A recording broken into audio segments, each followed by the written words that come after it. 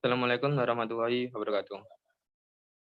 Kami di sini akan mempresentasikan hasil kerja kelompok kami terkait tentang materi pengembangan karir yang beranggotakan Uswatun Hasanah dengan NIM 039, Dina Asmaul Husna dengan NIM 040, Zarimah Ramadhani dengan NIM 044, dan saya sendiri, Junaldi Putra dengan NIM 062.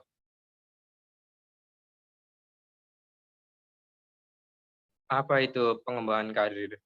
Pengembangan karir merupakan suatu proses pengetahuan diri, eksplorasi, dan pengambilan keputusan yang membentuk suatu karir individu. Siapa saja yang berperan dalam hal ini? Yang berperan terdapat 3, yaitu individu, perusahaan, dan manajer. Individu. Setiap karyawan bertanggung jawab dalam mengembangkan dirinya untuk mencapai suatu posisi tertentu. Semua upaya akan sia-sia jika dari individu tersebut tidak berkeinginan untuk mengembangkan dirinya sendiri. Yang kedua yaitu manajer. Manajer berperan dalam memberikan dukungan dan umpan balik atas kinerja yang sudah ditampilkan karyawannya. Dan terakhir yaitu perusahaan. Perusahaan berperan sebagai penggerak dengan memberikan suatu program pelatihan, pilihan jenjang karir, dan melalui kebijakan yang dimiliki.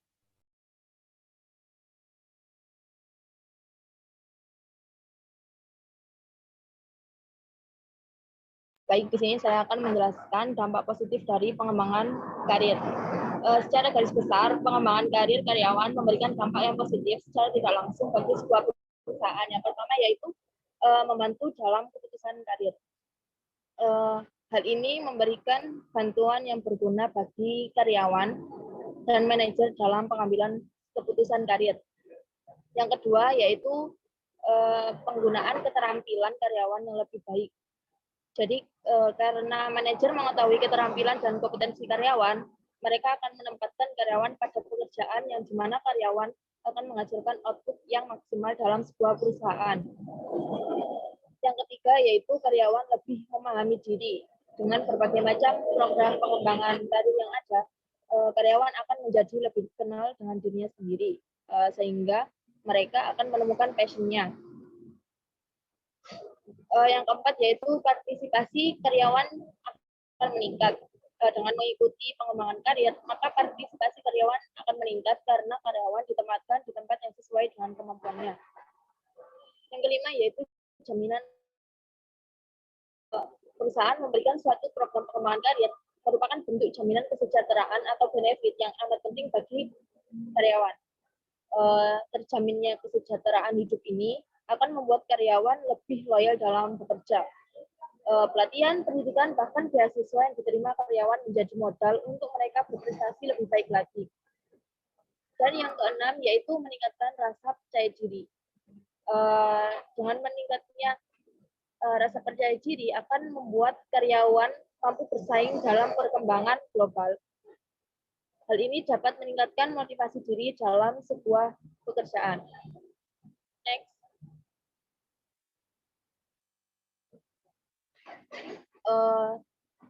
Dalam sebuah proses pengembangan karir juga ada tahapan-tahapan.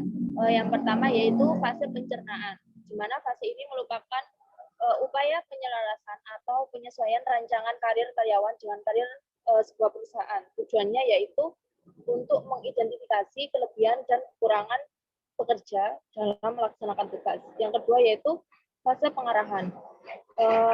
Karyawan dibantu untuk menyusun arah karirnya agar menjadi lebih jelas. Caranya bisa dengan mengarahkan melalui konseling atau pendekatan menggunakan pelayanan informasi. Yang ketiga yaitu fase pengembangan, di mana fase ini merupakan cara karyawan dalam mewujudkan kreativitas dan inisiatifnya untuk menduduki posisi pada masa mendatang. Hal ini bisa dilakukan melalui berbagai program pengembangan karir seperti mentoring, pelatihan, rotasi jabatan, dan beasiswa. Selanjutnya akan dijelaskan teman saya. Baik, terima kasih. Selanjutnya yaitu metode apa yang digunakan dalam pengembangan karir. Yang pertama, ada pendidikan dan pelatihan. Metode ini menjadi salah satu cara perusahaan untuk memperbaiki dan mengembangkan sikap, perilaku, keterampilan, serta pengetahuan dari karyawannya sesuai dengan kebutuhan perusahaan. Bentuk-bentuk pendidikan dan pelatihan ini adalah seperti perencanaan karir, pembelajaran, rotasi pekerjaan, pelatihan dan bimbingan, business camp, simulasi, magang, dan lain sebagainya. Yang kedua yaitu promosi. Promosi menjadi bentuk program pengembangan karir yang diharapkan oleh karyawan karena mereka bisa mendapatkan jabatan dengan posisi yang lebih tinggi. Umumnya, promosi juga akan diikuti oleh tugas dan tanggung jawab yang lebih tinggi pula. Namun semua akan sebanding dengan income dan fasilitas yang didapat. Pelaksanaan promosi tentu harus memperhatikan syarat-syarat seperti pengalaman, tingkat pendidikan, kejujuran, loyalitas. Yang ketiga ada mutasi. Mutasi merupakan perubahan posisi jabatan atau tempat bekerja yang dilakukan pimpinan perusahaan kepada karyawannya baik secara horizontal maupun vertikal. Prinsip dari program mutasi ini adalah memindahkan karyawan ke posisi yang lebih tepat dengan pekerjaan yang sesuai sehingga produktivitas kerja bisa meningkat.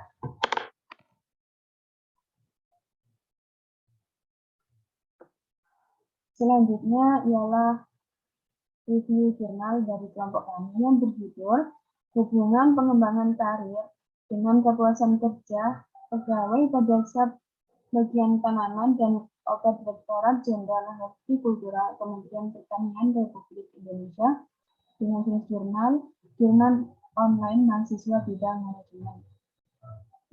Yang penulis Anna M, Yusmita M, dan Muharram H. Dengan volume 3 dan nomor 3 yang direview oleh Uswatun Hasanah, Dina Asmaul Husna, Zarina Ahmadani, dan Yunaldo Putra Arniko pada tanggal 2 November 2021. Selanjutnya yaitu ada pendahuluan. Kemajuan di bidang ilmu pengetahuan dan teknologi serta budaya saat ini yang juga mencakup meningkatkan produksi jual ekspor impor komoditas hortikultura itu berpengaruh terhadap kehidupan ekonomi. Untuk itu, dalam rangka menunjang perekonomian nasional, peran Direktorat Jenderal Hortikultura dianggap sangat penting. Direktorat Jenderal Hortikultura merupakan salah satu unit yang penting yang berperan dalam mendukung stabilitas pasokan pangan Indonesia. Sebagai salah satu unsur pelayanan pemerintah kepada masyarakat, pemerintah melalui Direktorat Jenderal Hortikultura juga harus terus-menerus berusaha untuk menyesuaikan diri dengan perkembangan dan kemajuan zaman. Upaya untuk menyesuaikan diri ini harusnya dapat dilihat hasilnya berupa kepuasan kerja pegawai yang semakin baik dalam bekerja. Untuk itu diperlukan suatu upaya yang terus-menerus guna mencapai dan menjaga kepuasan kerja guna memenuhi target yang telah ditentukan. Tingkat kepuasan kerja pegawai dalam suatu instansi merupakan kunci semangat yang mendukung terwujudnya tujuan instansi. Salah satu faktor yang mempengaruhi kepuasan kerja instansi dapat dilihat dari kedisiplinan pegawainya. Selanjutnya akan dijelaskan oleh teman saya.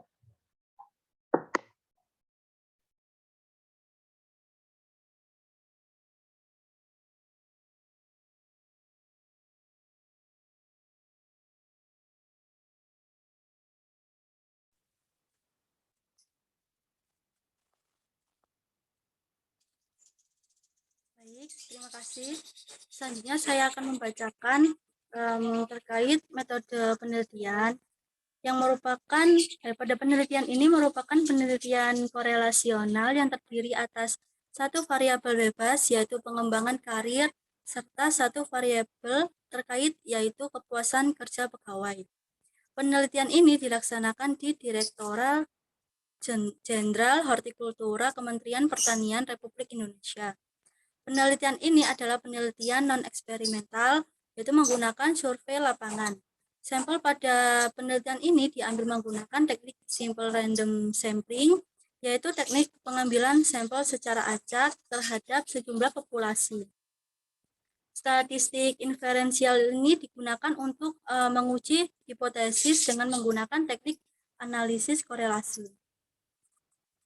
Lalu untuk hasil penelitian menunjukkan terdapat hubungan positif antara pengembangan karir pada indikator seperti perencanaan karir, pengembangan karir individu, lalu pengembangan karir yang didukung oleh Departemen Sumber Daya Manusia dan peran umpan balik terhadap kinerja dengan kepuasan kerja pegawai pada indikator menyenangi pekerjaannya, mencintai pekerjaannya, moral kerja, kedisiplinan, dan juga prestasi kerja.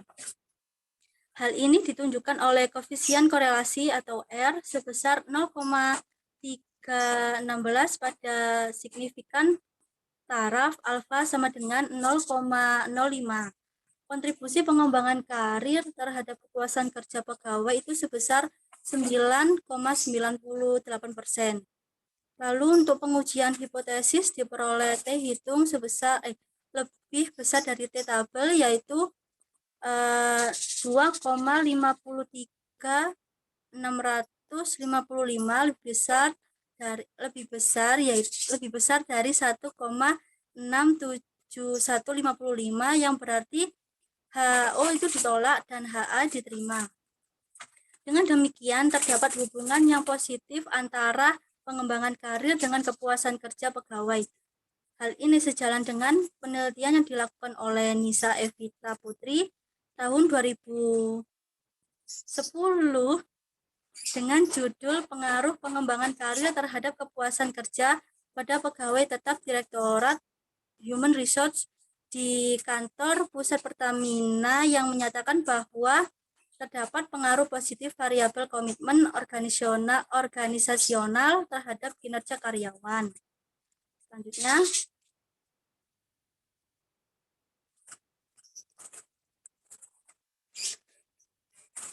Selanjutnya, yaitu pada kesimpulan. Berdasarkan hasil pengujian hipotesis dan analisis data, maka penelitian ini dapat disimpulkan bahwa terdapat hubungan positif dan signifikan antara pengembangan karir atau X dengan kepuasan kerja pegawai yaitu Y, yang ditunjukkan dengan nilai koefisien korelasi RY sama dengan 0,316, dan pengembangan karir atau X memberikan kontribusi terhadap kepuasan kerja pegawai sebesar 9,98%. Pengujian hipotesis ini diperoleh T hitung lebih besar dari T tabel, yaitu 2,53655 lebih besar dari 1,67155, yang berarti H0 ditolak dan HA itu diterima. Dengan demikian terdapat hubungan yang positif antara pengembangan karir dengan kepuasan kerja pegawai. Lalu untuk kelebihan dan kekurangan pada jurnal ini, yaitu kelebihannya pada format jurnal itu lengkap seperti pada umumnya, yang terdiri dari abstrak, pendahuluan, metode penelitian, hasil dan pembahasan, dan juga kesimpulan. Lalu untuk kekurangan pada jurnal ini, yang pertama ada bagian hasil dan pembahasan itu hanya berisi pembahasan, tidak disertakan tabel ataupun grafik, sehingga pembaca tidak memahami secara rinci. Yang kedua yaitu isi jurnal terlalu singkat. Yang terakhir, pada jurnal tidak dijelaskan tahun dan nama penerbit, hanya tertulis pada link Google Scholar saja. Saya kembalikan ke moderator.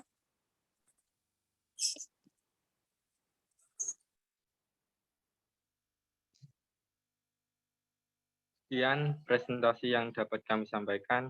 Kurang lebihnya maaf yang sebesar-besarnya. Saya akhiri, wassalamualaikum warahmatullahi wabarakatuh.